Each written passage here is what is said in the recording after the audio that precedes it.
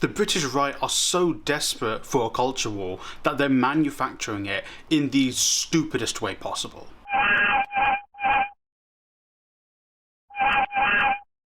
Over the past week, you might have seen a story about a teacher letting their pupils identify as a cat. This probably would have been a much bigger story if it wasn't for the whole submarine thing and then the events in Russia with the Wagner Group.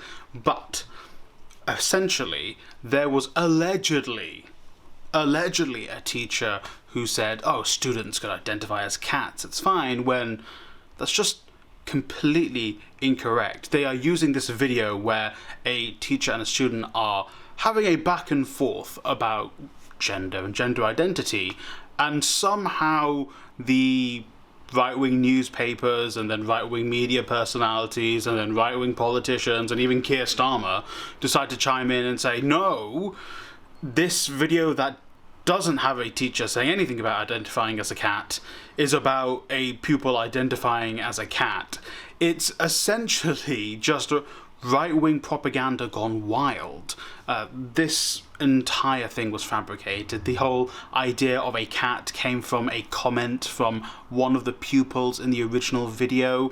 It's also a building on point of something that what's happening in the US over the past few months and actually a few years ago, where they have cat litter in US schools, and people were then putting two and two together, being like, oh, it's because the students are identifying as cats. No, it's because in the US they have a lot of school shootings, and the cat litter is there in case people need to go to the toilet whilst they're hiding for their lives. But take it up with the right-wing media being able to spin anything into being about bashing minorities, because this whole idea of a teacher allowing a kid to identify as a cat was spun into, look at the woke left, the woke, it's mostly an attack on trans people and non-binary folk and just LGBTQ plus folks. Look at these woke people trying to tell our kids they can be animals. Ugh, they hate our children, they want to hurt our children, when it's like, you guys made all of this up yourself. And I understand why they do that, because the right-wing parts of the British government are desperate to win the election, and at this point they don't really have any policies going their way. Most of their policies are anti-humane at this point and go against most people. They're even trying to squeeze renters, and even more now they're trying to convince people that it's better that they don't get pay rises. It's insane. And with that, they've decided, okay, Donald Trump had he won the election, he had good success using a culture war. Essentially, a large part of Donald Trump's rhetoric was, I am going to be against the establishment, I am going to be against these people that are against the people, I am going to target these minorities who are hurting you, the people. And that's kind of the tact that the right wing in both the UK and the US, but in the UK, are doing. There's an obvious reason why the Tory government are deliberately not processing asylum seeker applications. It's because there are more asylum seekers being put into hotels because they refuse to build facilities that are multi-purpose and can be used for asylum seekers. Why more asylum seekers are being put in barges? Because the more there are, it gives the Tories the chance to say, look, we will fix this in the future if you vote for us. And it's the same reason why they're targeting trans people and they're targeting other minorities, because they're like, we will pass legislation that will prevent these minorities from doing things to your children. They're appealing to this primal fear that many people have by saying these minorities are going to do things to you.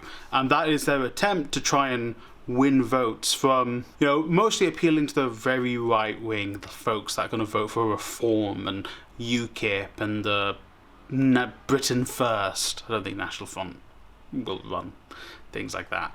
But they will also try and use this to appeal to centrists, people who think, oh, I don't want my child to be a cat, I should vote for Conservatives. These are people that are like they don't. Well, you're stuck with a Labour Party that's pretty right wing anyway, so they're just going to go with whoever is going to appeal to their, sensibilities, more or less, and that's what the Conservative Party are doing, and sadly, what the Labour Party are looking at saying that what they should do. It's just reeks of desperation and just the desire to cling onto power, and it shows how powerful the media is, especially here in Britain, because right-wing media outlets were pumping the story out. The Sun, the Daily Mail, you've got big pundits talking about it. You had that, so-and-so, Piers Morgan, speaking about it. You had people on Good Morning Britain speaking about it.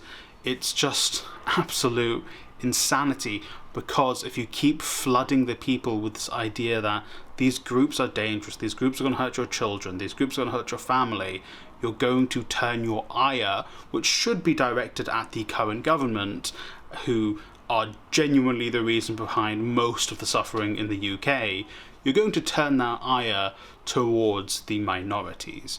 Gary Lineker said it correctly when he was talking about the type of rhetoric that the Tories have been spouting, especially our various Home Secretaries. But I digress. The Walker's man was correct, and people will still try and fight him over his very astute observation. So the UK right are desperate. They want this culture war to happen. They even admitted to it. 30p Lee even said it himself, that the culture war will be what wins the Tories the election. It's terrifying, and the only advice I can really give is to, in the words of Childish Gambino, stay woke and actually look into these things. If you see something that sounds like it's not believable, especially coming from one of these rags, then it's probably not believable. It's probably not true. Go to a different news source. Even the big ones I'm hesitant to look at as well. But, look at the general consensus across both sides of the aisle. And if you see, salacious headlines coming from a particular side, then it's probably not true. And then with that information, spread it.